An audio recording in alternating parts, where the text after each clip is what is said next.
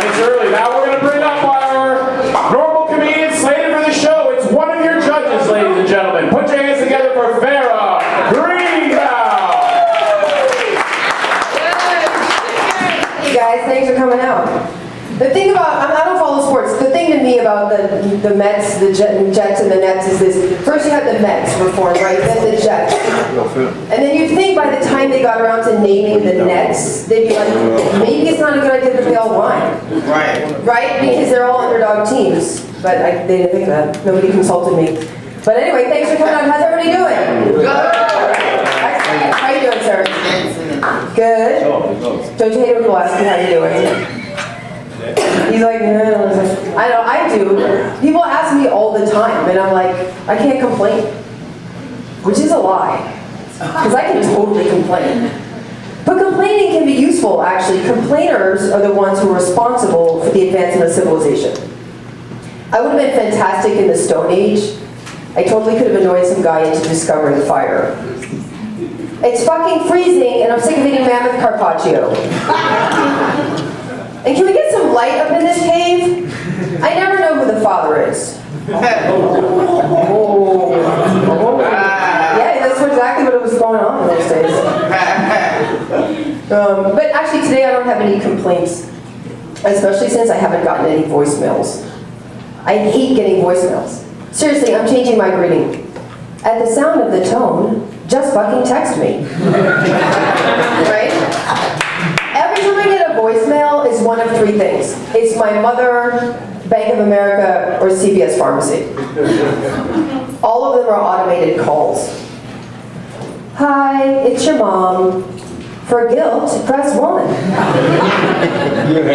To talk about people you don't know and don't give a fuck about, press 2. To hear about their funerals, press 3. I hate talking on the phone. But you know, I do love texting. I think texting was nature's ultimate plan for opposable thumbs. It's so efficient. You guys, you know what's the opposite of texting? Southerners. Thank you. It's true, they take so freaking long to say anything by the time they're done. I completely lost the will to live. I had to call AT&T the other day, and the service center's in Georgia, and I get like, hello, and thank you for calling AT&T. This call may be monitored or recorded for quality purposes. How may I help you today? Well, I did have a question about my phone bill. But now I need someone to tighten this noose. I always wonder, like, how do Southerners text? You know, it's like we're shortening words. They're adding letters. How are you? So good to hear from you.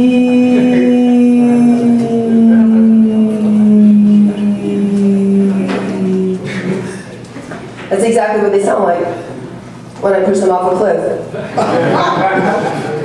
Some groups of people are just hard to understand. You ever listen to somebody speaking in an Eastern European accent? It sounds like somebody crumpling paper. There's other groups that are hard to understand, like men.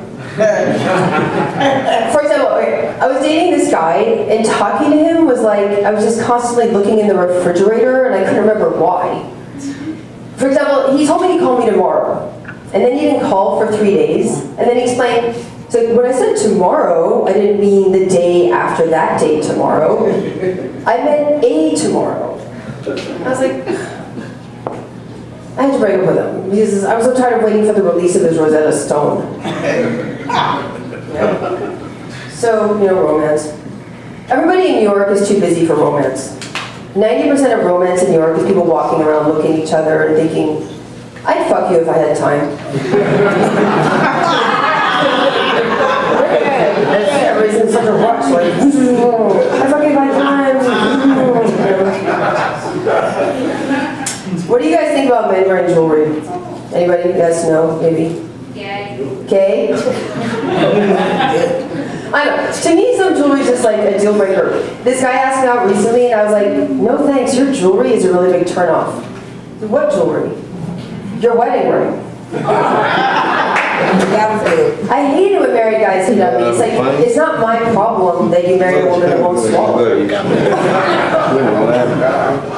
Cough coffee's always dribbling down her chin. You're calming down. Men mystify me. I had this mystifying episode recently. This is a true story. I was walking home one night, and this like young, good-looking African man stops me and says, "Would you enjoy the oral sex?" Who does that? Who says the oral sex? I'm like,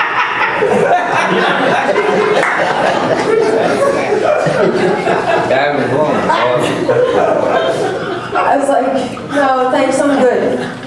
I'm full. Here's another thing I don't get. I was like, okay, Muslim terrorists looking forward to getting 72 virgins in heaven. Is that really a good idea? Like 72 sexually inexperienced women? It doesn't even add up to one good blowjob. I have learned a few things. I've learned 2 things, maybe, about men that I'll share with you.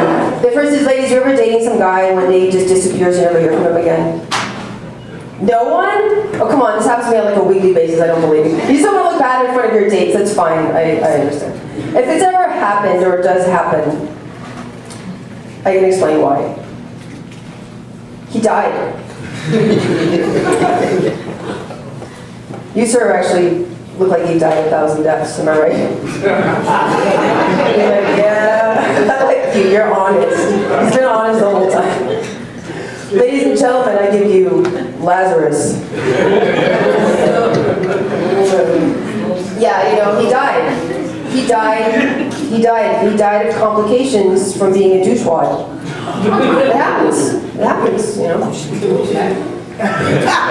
Douchewads are like the French of the jerks, right? Like, je suis un douchewad.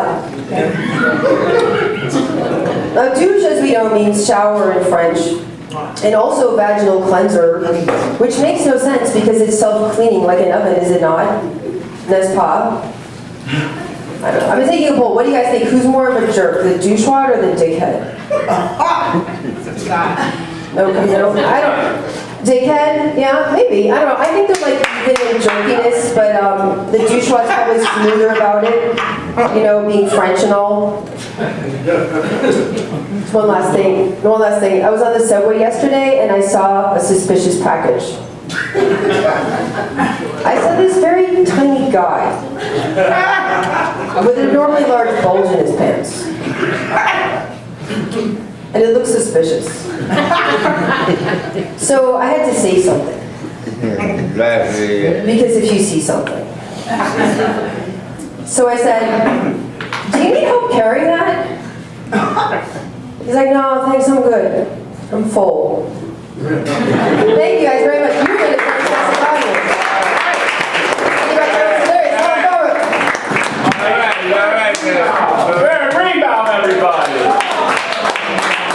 All right, we have a good time. How's the food, sir? How is the food? It finally came, right? It finally came, and you finished it, so it must have been delicious. What did you have exactly? Sliders burgers. Sliders were good. Anyone else have the sliders? Sliders. Everyone have the sliders. What do you guys have in the back there? Sliders. Sliders are high. Fingers. That's all they have is the sliders. Who said that? That's great. Fingers. And the nachos and fingers are good? Okay, good. So we're having a good time? What are we drinking back there? You guys drinking wine back there? Sangria? Margaritas. Margaritas! It's Friday going. Hallinger. What's that? Hallinger. Hallinger? Hallinger. Sandwiches?